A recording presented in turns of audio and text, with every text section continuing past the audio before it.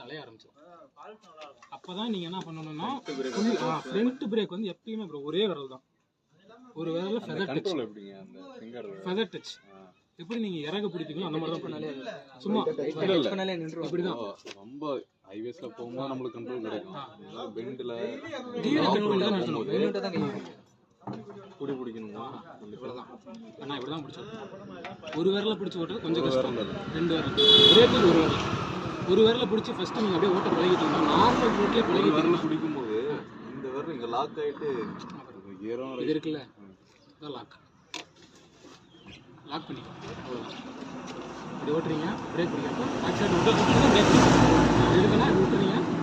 சில பேர் என்ன பண்றாங்க லாக் பண்ணிடுவாங்க, பிரேக் பிடிப்பாங்க ஒரு த்ரோட்டல். அதில் தான் ரிஸ்க்கு.